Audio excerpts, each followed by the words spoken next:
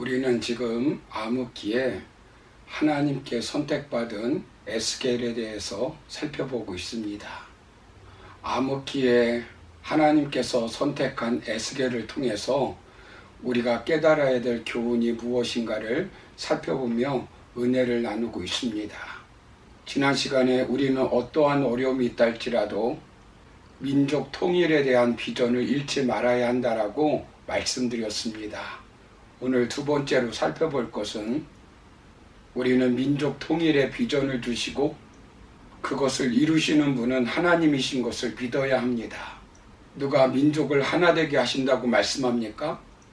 본문 19절을 보시면 너는 곧 이르기를 주 여호와께서 이같이 말씀하시기를 내가 에브라임의 손에 있는 바 요셉과 그 짝 이스라엘 지파들의 막대기를 가져다가 유다의 막대기에 붙여서 한 막대기가 되게 한즉 내 손에서 하나가 되리라 하셨다 하고 라고 말씀합니다. 여기 하반부를 보시면 내 손에서 하나가 되리라 라고 말씀합니다. 내 손은 누구이겠습니까? 바로 하나님의 손입니다. 하나님께서 에스겔에게 비전을 주시고 그 비전을 하나님께서 이루신다고 말씀하고 있는 것입니다. 죽어서 뼈가 된 것처럼 심히 말라버린 민족을 누가 살리겠습니까? 돈으로 외세에 의해 핵으로 전쟁으로 하나가 될 수 없습니다. 하나가 되려면 우선 살아나야 하는데 자본으로 하나님처럼 섬기며 우상으로 하나님을 잃어버리고 마른 뼈들 같은 인간들을 누가 생명을 갖게 합니까? 에스겔서 37장 3절을 보시면 그가 내게 이르시되 인자야 이 뼈들이 능히 살 수 있겠느냐 하시기로 그가 대답하되 주 여호와여 주께서 아시나이다 라고 말씀합니다. 1절을 보시면 여호와께서 권능으로 라고 말씀하셨고 5절에서는 주 여호와께서 라고 말씀하고 6절 끝에서는 주 여호와인 줄 알리라 라고 말씀합니다. 그리고 9절 말씀을 보시면 주 여호와의 말씀이라고 말씀하고 12절을 보시면 내가 너희 무덤을 열고 라고 말씀합니다. 그리고 14절을 보시면 나 여호와가 이 일을 말하고 이룬 줄을 너희가 알리라 라고 말씀하셨습니다. 마른 뼈 같은 민족을 누가 살리십니까? 누가 무덤을 엽니까? 누가 마른 뼈를 군대로 만듭니까? 나 여호와가 말하고 이루느니라 라고 말씀합니다. 그리고 그 살아난 자들을 누가 하나가 되게 합니까? 19절을 보시면 주 여호와라고 말씀합니다. 누가 돌아오게 합니까? 바로 하나님이십니다. 그들은 남북으로 나뉘어져 망하니까 세 가지의 회의를 가졌습니다. 첫째는 하나님께서 택하신 백성이 어찌하여 이방 민족에 의해 멸망하게 되었는가? 둘째는 우리에게 소망이 있는가? 셋째는 하나님께서 과연 우리와 함께 하시는가였습니다. 하나님은 에스겔을 통해 이방 민족을 멸망할 것을 말씀하시고 그들에게 소망이 있다면 하나님께 돌아오는 것이라고 말씀하였습니다. 하나님은 그 암흑기에 침묵하시거나 돌아가신 하나님이 아니라 살아서 그들과 함께 하시는 하나님이라는 것입니다. 마침내 하나님이 이루십니다. 에스겔서 48장 35절을 보시면 그 사방의 합계는 18,000척이라 그날 후로는 그 성읍의 이름을 여호와 삼마라 하리라 라고 말씀합니다. 이스라엘 민족이 타락하여 성전을 떠나셨던 하나님이 다시 돌아옵니다. 그리고 그 성읍의 이름을 여호와 삼마라고 말씀합니다.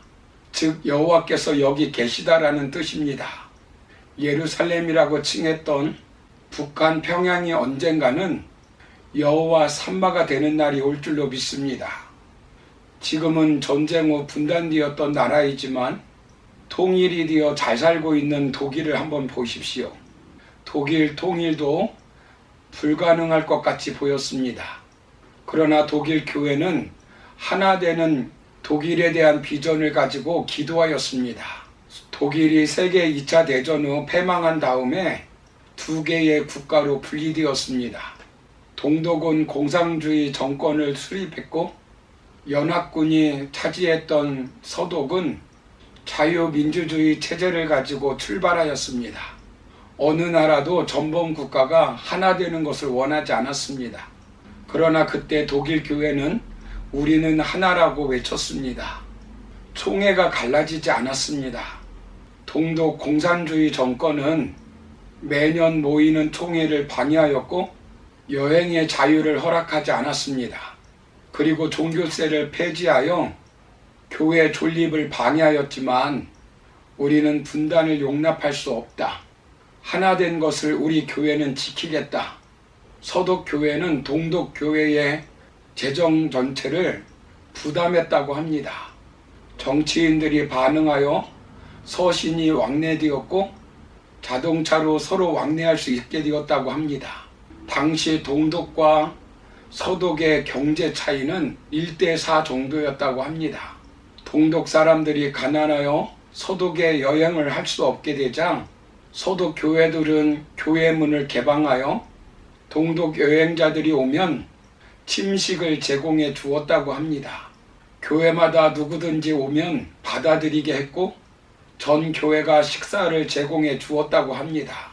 그리고 베를린 장벽이 무너지기 한 달 전에 라이프치히에서 동독 교회들이 한 달 전에 동독의 교회들이 저녁마다 촛불 행진을 하기 시작했다고 합니다. 수많은 사람들이 교회에 모여 촛불을 들고 모여들기 시작했다고 합니다.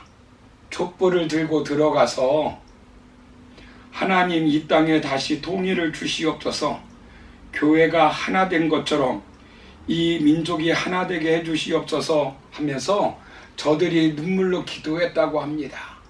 이 눈물의 기도가 평화적으로 동독과 서독이 통일을 이룰 수 있게 된 원동력이 되었다는 것입니다. 여러분, 하나님이 통일을 이루어 주지만 우리가 어떻게 해야 될까요? 에스겔서 36장 37절을 보시면 주 여호와께서 이같이 말씀하셨느니라. 그래도 이스라엘 족속이 이같이 자기들에게 이루어 주기를 내게 구하여 야 할지라 내가 그들의 수요를 양떼같이 많아지게 하되라고 말씀합니다. 430년 동안 애굽에서 종살이하는 이스라엘 백성을 해방시킬 때에도 하나님께서 그들의 고통을 보시고 그들의 기도를 들으시고 해방시켜 주셨습니다. 애굽에서 해방된 것이 저절로 된 것이 아니라 그들의 기도가 있었기 때문입니다. 바벨론 포로에서 해방된 것도 마찬가지입니다. 가뭄에서 엘리야가 민족을 살리는 것도 저절로 된 것이 아니라 엘리야의 기도를 통해서 되었습니다.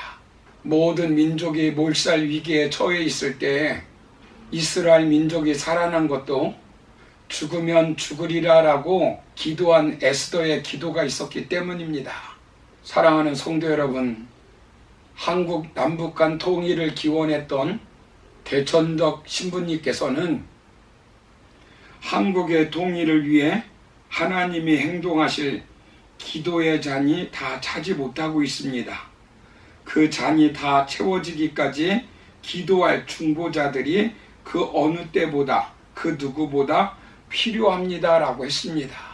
하나님을 믿는 우리는 남북이 통일될 수 있도록 하나님 앞에 기도해야 합니다.